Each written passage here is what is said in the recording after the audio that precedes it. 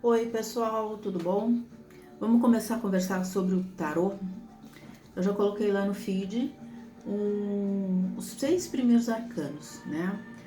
O tarô é montado, é formado, né, de 78 lâminas. Muito mais do que o baralho cigano, que são em torno de 36, né? Tem uns baralhos agora que tem vindo mais. Mas são 78 lâminas, que elas são divididas em 22 arcanos maiores e 56 arcanos menores. A gente sempre começa a descobrir o tarô, a ver o tarô, a entender o tarô pelos 22 arcanos maiores. Por quê?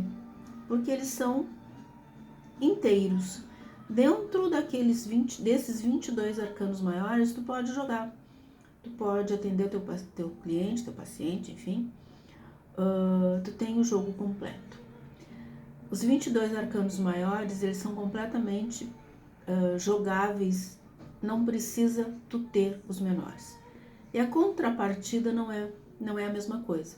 Os menores não são jogados sozinhos. Os menores são jogados sempre com os maiores. Tá? Então, para a tua jogada, no meu entender, né? Para a jogada ficar 100% completa, né? Eu gosto de jogar com os maiores e os menores. Tem tarólogos que não, que eles só jogam com os arcanos maiores e desprezam os arcanos menores, tá? Quando eu aprendi tarô, tanto é que eu fui atrás da professora e fiz a burrice de botar meus arcanos menores a queimar, né? Porque ela me disse assim, os arcanos menores não servem para absolutamente nada e eu te indico que tu queime eles.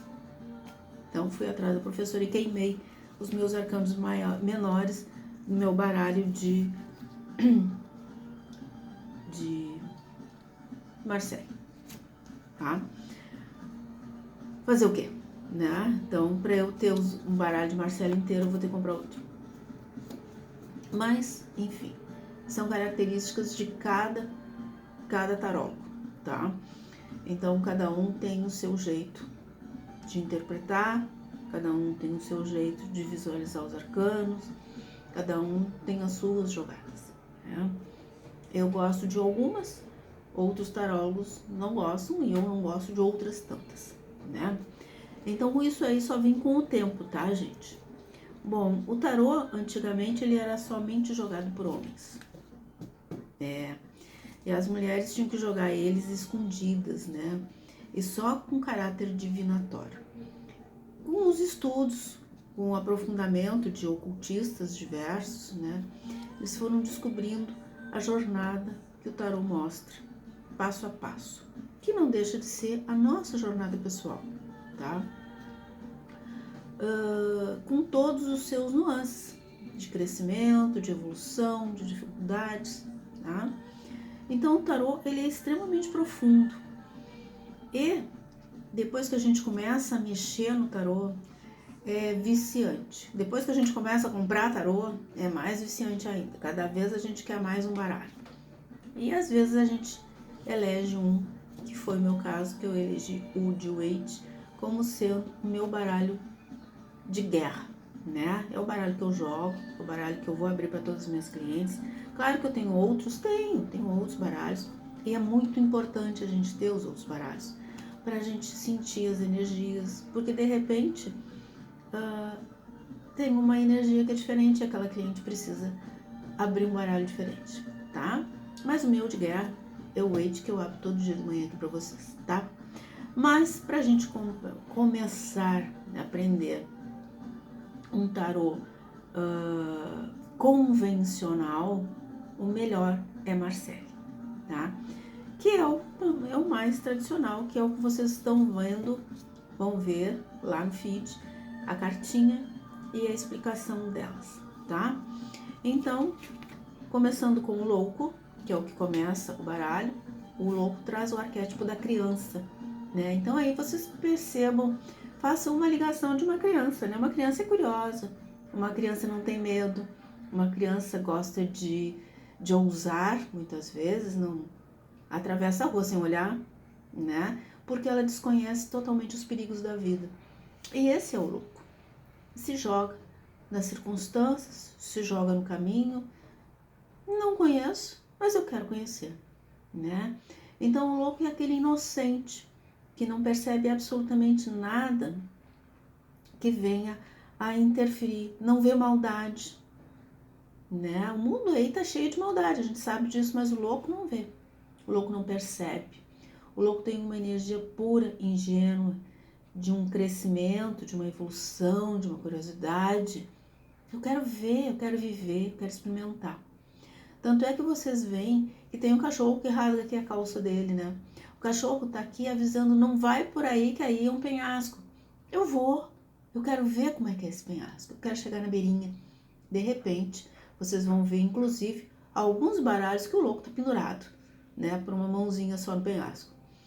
Aqui na mochilinha dele são o quê? Os conhecimentos que ele tem. Vocês veem que ele carrega uma mochila muito pequena, um saquinho de coisa. Então, o conhecimento dele é zero, praticamente nada. E ele vai, ao longo dessa jornada, conhecer isso aí. O cajado vai servir para ele se apoiar muitas vezes, tá? E ele olha para cima, ele olha para o céu, ele olha para o divino. Então, ele tem uma forte ligação com a essência do ser, mas ele desconhece os perigos, então ele se joga. Então, dentro lá das colocações que eu coloquei, pode ser uma pessoa imatura, uma pessoa que não se compromete com nada, dependendo da jogada, obviamente, dependendo do que foi colocado.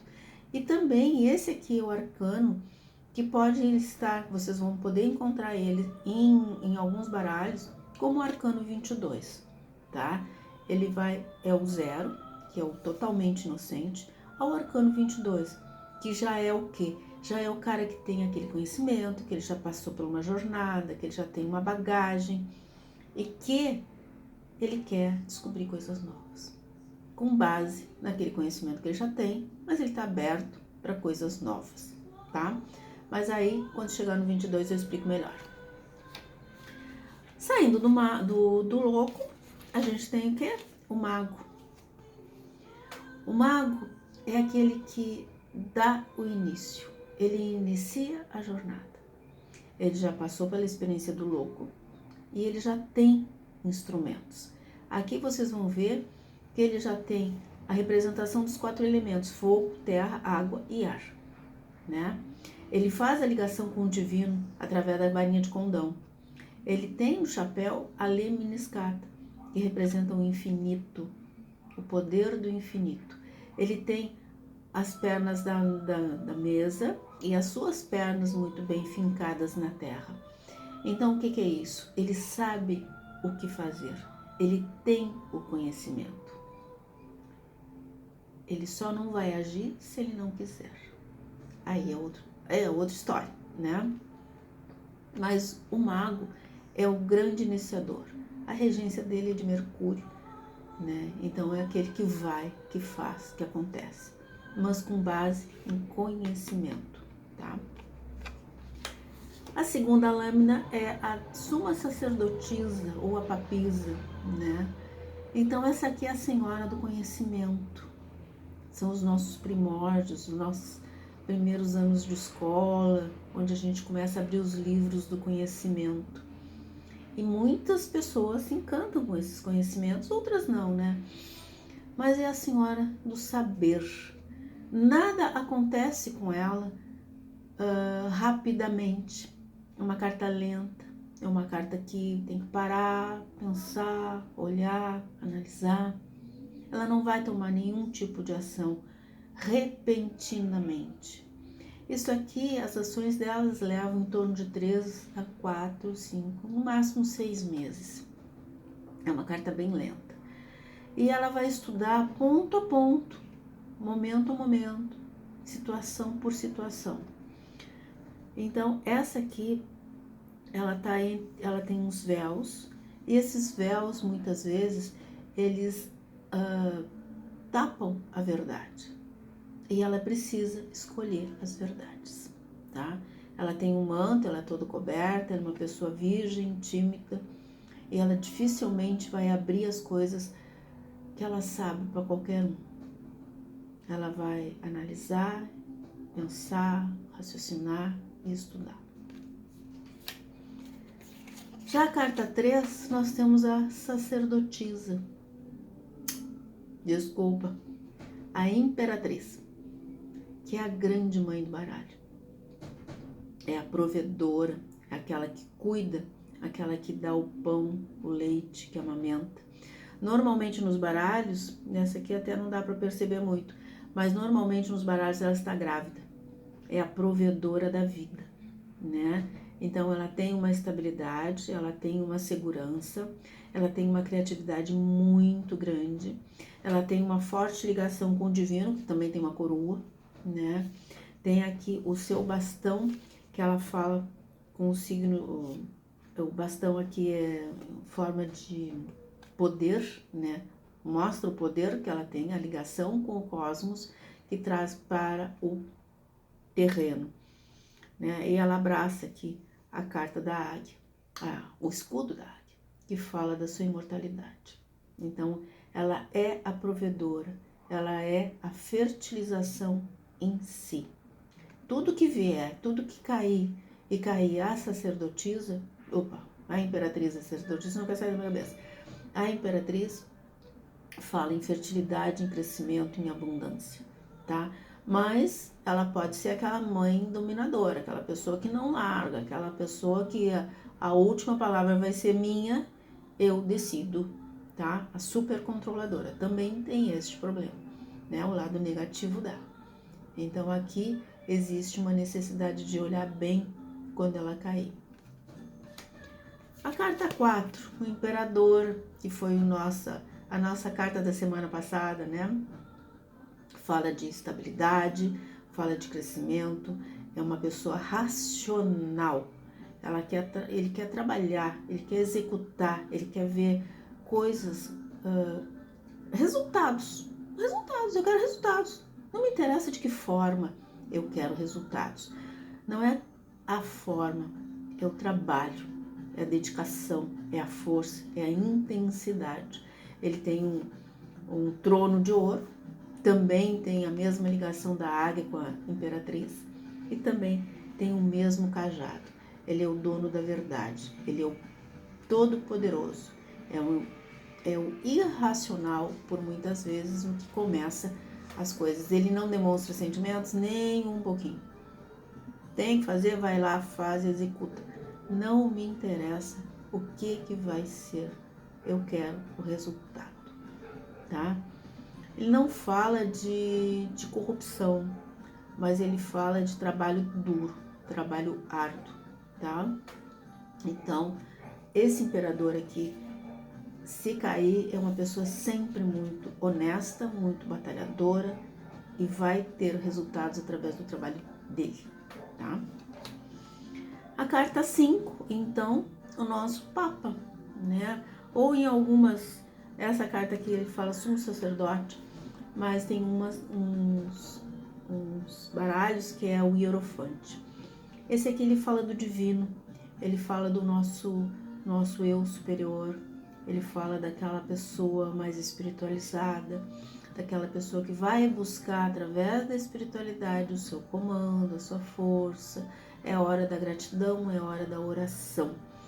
Mas ele também tem uma certa força entre os seus discípulos, tá? Então ele também tem um comando dos seus discípulos. Aqui fala de casamento também, pode ser uma união forte, tá? Ele tem o cajado dele é o tríplice, Pai, Divino e Espírito Santo, tá? Ele tem a ligação com o divino, tá? Mas ele, como ele é o representante do divino na Terra, ele precisa dos seus discípulos para mantê-los distribuir, né, na realidade os seus conhecimentos, a sua sabedoria, tá? E ele pode ser realmente um comandante de uma outra forma, mas um comandante, tá? E a sexta carta, que é o que tá lá no nosso feed de hoje, é os enamorados. Que ele fala do quê? De amor, de felicidade, de realização, também. mas ele fala de decisões, escolhas. Tanto é que a gente vê que o rapaz aqui no meio está entre uma jovem, né, e uma senhora mais velha. Então aqui eu diria assim, de decidir entre a mãe e a namorada, tá? Decisões são importantes, são muito importantes. E é a primeira coisa que a gente tem que aprender na vida, vamos dizer, decidir. A gente decide todos os dias, né? Decide que hora que vai almoçar, que hora que vai dormir, que roupa vai botar. Tudo isso aí são decisões, são micro decisões, mas são decisões, tá? Então essa é uma carta que muitas vezes pode aparecer dizendo assim, ó, pá, existe amor, existe, mas o cara tá indeciso. Pode ser um triângulo afetivo? Pode ser um triângulo afetivo, dependendo do que cair em volta, do tipo de jogada, de uma série de coisas, tá? Então essa carta aqui é uma carta muito interessante, que ela precisa ser mergulhada, tá? É uma coisa que, se esse curso passar por uma mentoria, a gente vai mergulhar de arcano por arcano para vivenciar essa energia deles, tá? Existe um anjo aqui fazendo o seu enunciado, né? Dizendo assim, ó, cara, vai lá, eu vou te dar uma flechada e tu escolhe quem que tu quer para tua vida, né? Tu quer continuar na mesmice ou tu quer viver uma coisa diferenciada? Tu quer te ousar numa coisa diferenciada, assumir uma responsabilidade ou ficar sempre na barra da saia da mãe? É uma suposição, tá, gente? Então, esse arcano aqui, ele fala de decisões primordialmente, tá? Então, essas são as 6 primeiras cartas do baralho que eu coloquei lá no feed para vocês começarem a estudar.